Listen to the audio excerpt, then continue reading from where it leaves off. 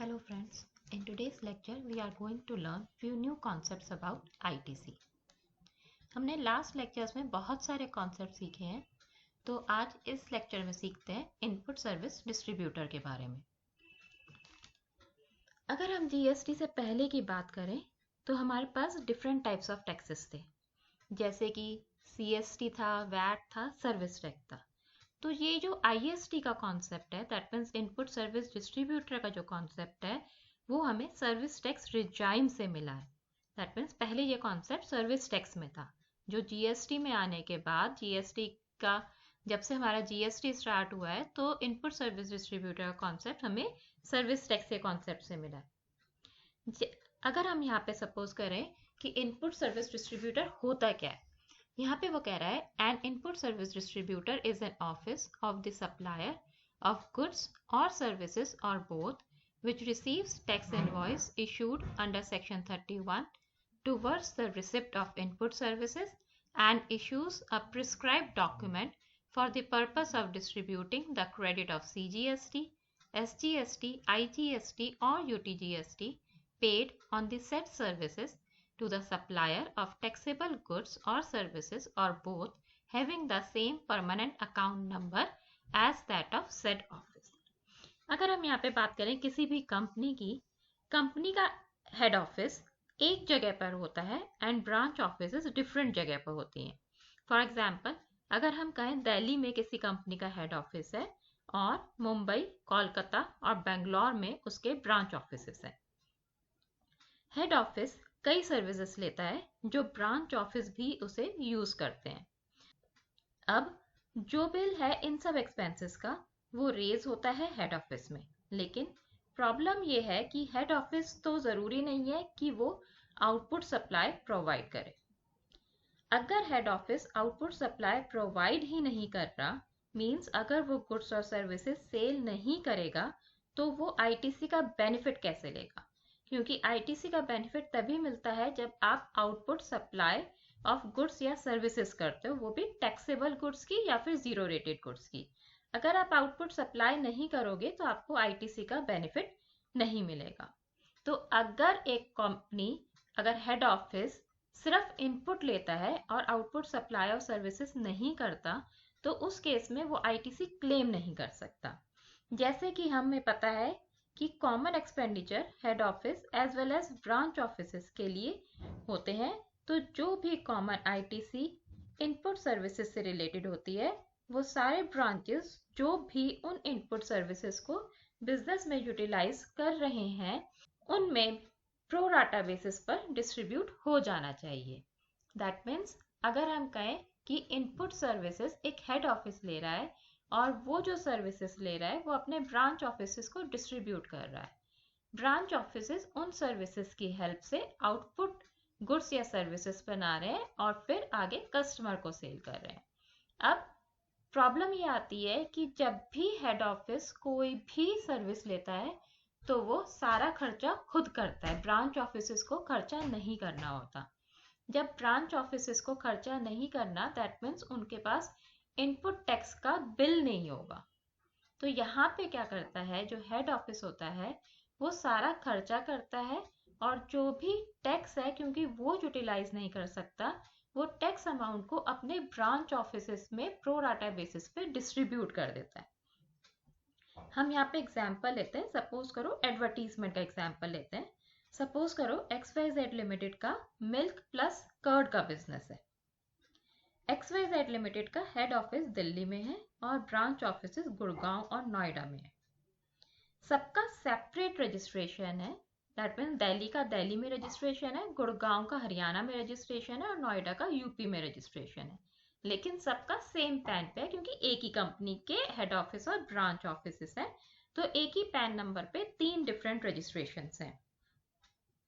अब यहाँ पे हेड ऑफिस अपने दोनों ब्रांचेस के लिए कॉमन एडवर्टीजमेंट देता है फॉर कर्ड। यहाँ पे हम सपोज करते हैं जो हेड ऑफिस है वो खाली मिल्क में डील करता है और उसकी दोनों ब्रांचेस कर्ड में डील करती हैं, तो हेड ऑफिस एक कॉमन एडवर्टीजमेंट देता है for the marketing purposes for the sale of curd. अब जब हेड ऑफिस कॉमन एक्सपेंडिचर करता है तो जो बिल है वो हेड ऑफिस पे रेज होता है। दैट मीन्स जो बिल की पेमेंट है और जो टैक्स की पेमेंट है एडवर्टीजमेंट पे वो हेड ऑफिस ने पे करी है, लेकिन हेड ऑफिस ने उस एडवर्टीजमेंट का यूज नहीं करा क्योंकि वो खाली मिल्क सेल कर रहा है, वो कर्ड सेल नहीं कर रहा, तो वो उस एडवर्टीजमेंट का यूज नहीं कर सकता। तो दैट मीन्स हम यहाँ पे ये कह सकते हैं कि जो हेड ऑफिस ने ये इनपुट सर्विस ली है एडवर्टीजमेंट की, वो उसने बिजनेस के लिए हेड ऑफिस में यूज नहीं की, उसकी ये सर्विस उसके ब्रांच ऑफिस ने यूज करी है for the sale of curd. तो यहाँ पे input service branch office use कर रहे हैं, तो आईटीसी का बेनिफिट भी ब्रांच ऑफिस को मिलेगा, हेड ऑफिस को नहीं मिलेगा। यहाँ पे हम सपोज करते हैं, सपोज करो टोटल एक्सपेंडिचर ऑफ जीएसटी जो एडवर्टीजमेंट पर हुआ है वो 10,000 का है। गुड़गांव ऑफिस की सेल हम सपोज करते हैं कि 2 लाख पर मंथ की है और नोएडा ऑफिस की सेल 3 लाख की है। इसका मतलब यहाँ पे जो 10,000 का टैक्स पे करा है वो हेड ऑफिस तो यूज कर ही नहीं सकता क्योंकि वो कर्ड का बिजनेस ही नहीं कर रहा, वो कर रहा है मिल्क का बिजनेस। तो ये जो 10,000 का आईटीसी है ये आपके ब्रांच ऑफिस गुड़गांव और नोएडा यूज करेगा। अब प्रॉब्लम ये आती है कि किस रेशियो में। तो यहाँ पर जो हेड ऑफिस है उसके पास राइट है कि वो अपना आईटीसी 10,000 का जो उसने टैक्स दिया है एडवर्टीजमेंट पे, वो अपना आईटीसी क्योंकि वो खुद क्लेम नहीं कर सकता, ये आईटीसी वो अपने ब्रांच ऑफिसेस को डिस्ट्रीब्यूट कर सकता है। अब वो डिस्ट्रीब्यूट करेगा in the ratio of turnover, which means अगर आपका यहाँ पे रेशियो आपकी आ रही है 2:3 क्योंकि आपका गुड़गांव ऑफिस में सेल है 2 लाख की और नोएडा ऑफिस की सेल है 3 लाख की, तो आपकी रेशियो है 2:3 की, विच मीन्स जो 10,000 का आईटीसी है वो हेड ऑफिस अपनी दोनों ब्रांचेस में 2:3 की रेशियो में डिस्ट्रीब्यूट कर देगा, विच मीन्स अब यहाँ पे जो बेनिफिट मिलेगा गुड़गांव ऑफिस को वो 4,000 रुपीज का आईटीसी का बेनिफिट मिलेगा और नोएडा ऑफिस को 6,000 रुपीज का बेनिफिट मिलेगा। यहाँ पर आपको ध्यान रखना है कि जो इनपुट सर्विस डिस्ट्रीब्यूटर की फैसिलिटी है वो सिर्फ इनपुट सर्विसेज पर है, input goods and capital goods पर नहीं है।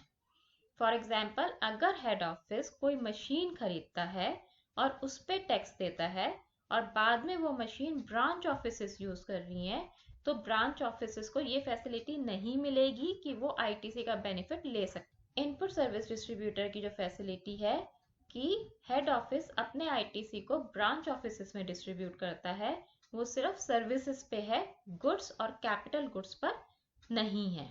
जैसे कि आप यहाँ पे डायग्राम में देख रहे हो कि ये आपका हेड ऑफिस है, ये हेड ऑफिस क्या कर रहा है, अलग अलग इनपुट से इनपुट सर्विस डिस्ट्रीब्यूटर से इनपुट ले रहा है सर्विसेज का और ये आगे डिस्ट्रीब्यूट कर रहा है अपने different branch office. Second point जो आपको यहाँ पे याद रखने का है वो ये है कि अगर आपको अपना आईटीसी अपने ब्रांच ऑफिस में डिस्ट्रीब्यूट करना है तो आपके लिए कंपल्सरी है कि आप अपने आप को आईएसटी की फॉर्म में रजिस्टर्ड कराएं।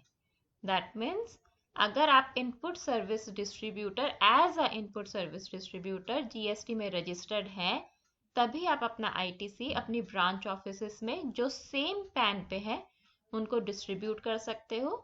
और अगर आप एज अ आईएसटी जीएसटी में रजिस्टर्ड नहीं है तो आप अपना आईटीसी अपने ब्रांच ऑफिस में डिस्ट्रीब्यूट नहीं कर सकते।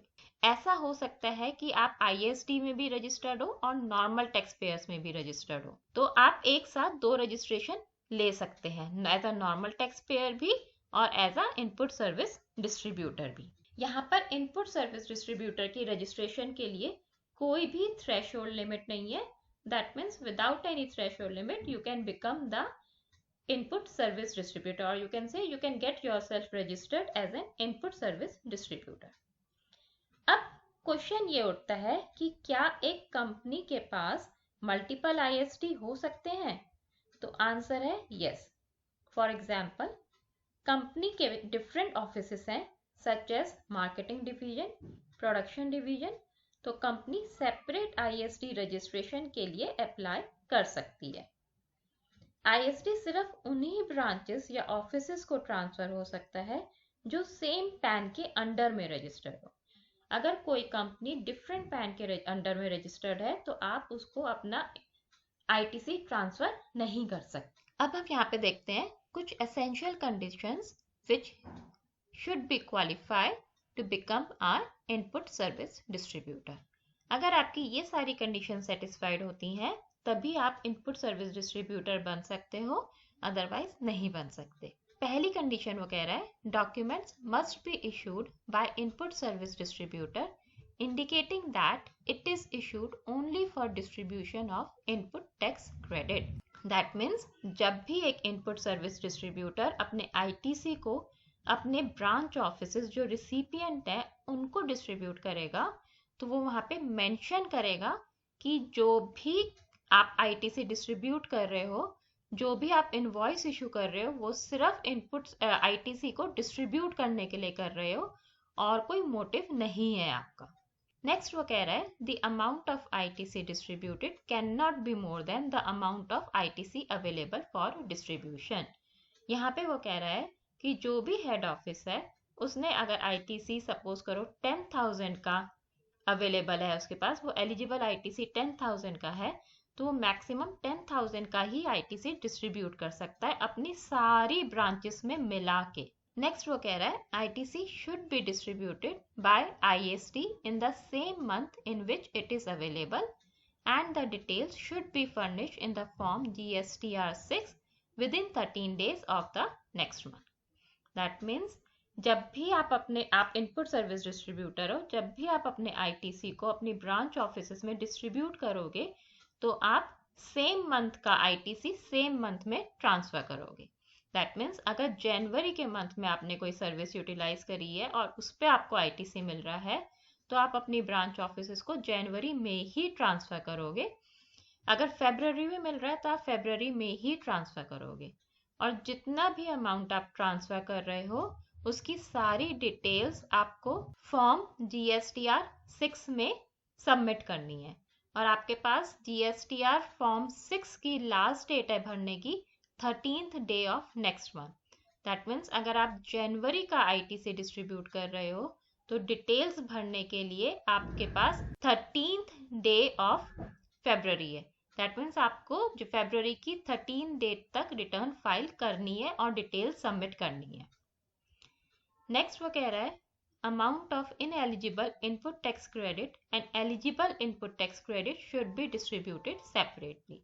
दैट मीन्स अगर आपके पास कोई भी इनएलिजिबल क्रेडिट है वो आप अलग डिस्ट्रीब्यूट करोगे और एलिजिबल क्रेडिट को आप अलग डिस्ट्रीब्यूट करोगे। नेक्स्ट वो कह रहा है ITC paid on input service attributable to more than one recipient shall be distributed on the pro rata basis.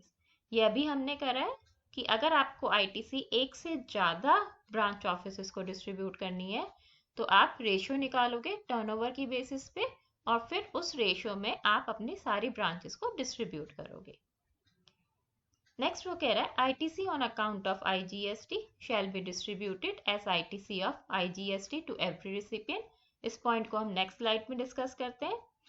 Next the ITC paid on input service attributable to a recipient shall be distributed only to that recipient. इसका मतलब है कि आप ITC उसी recipient को distribute करोगे जो उसका यूज कर रहा है।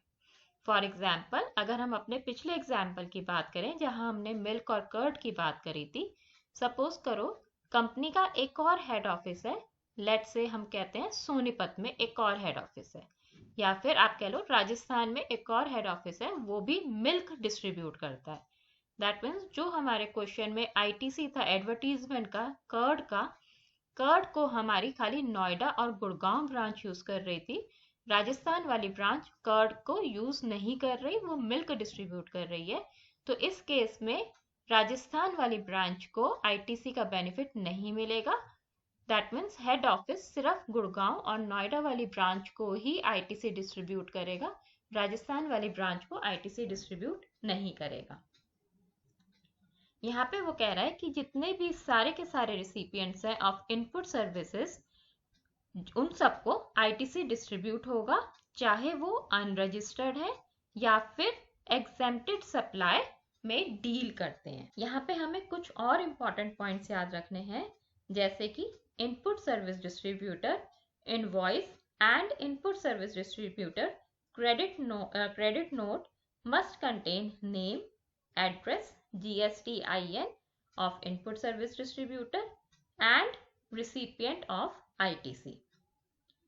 सेकेंड वो कह रहा है कि यहाँ पे जब भी आप इनवॉइस इशू करोगे रिसिपिएंट को तो उसमें कॉन्जिक्यूटिव सीरियल नंबर होने चाहिए, लेकिन अगर बैंकिंग सेक्टर है या फिर नॉन बैंकिंग फाइनेंशियल इंस्टीट्यूशन है उनके लिए कॉन्जिक्यूटिव सीरियल नंबर नेसेसरी नहीं है। थर्ड पॉइंट वो कहता है कि signature of input service distributor और is authorised representative is compulsory. Next point वो कह रहा है input service distributor cannot accept any invoice on which tax is to be discharged under reverse charge mechanism. Next, अगर recipient को extra ITC distribute हो गया है तो गवर्नमेंट उसे recipient से रिकवर कर सकती है along with the interest, but input service distributor से रिकवर नहीं कर सकती। अब हम बात करते हैं procedure for distribution of ITC by input service distributor. यहाँ पे जैसे आप डायग्राम देख सकते हो, सबसे पहले लिखा है credit of IGST is distributed as credit of IGST. यहाँ पे वो कह रहा है कि अगर आपको आईटीसी एज एन आईजीएसटी का आईटीसी है आपके पास तो आप उसको एज एन आईजीएसटी ही डिस्ट्रीब्यूट कर सकते हो, लेकिन अगर आपके पास सीजीएसटी, एसजीएसटी और यूटीजीएसटी का क्रेडिट अवेलेबल है तो आपको देखना पड़ेगा कि जो रिसिपिएंट है और जो आईएसटी है इनपुट सर्विस डिस्ट्रीब्यूटर है वो सेम स्टेट में है या फिर डिफरेंट स्टेट में है।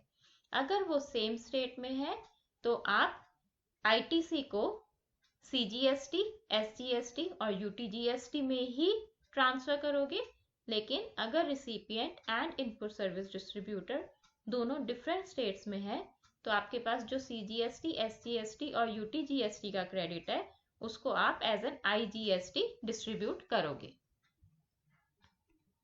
अब हम यहाँ पे एग्जांपल लेते हैं।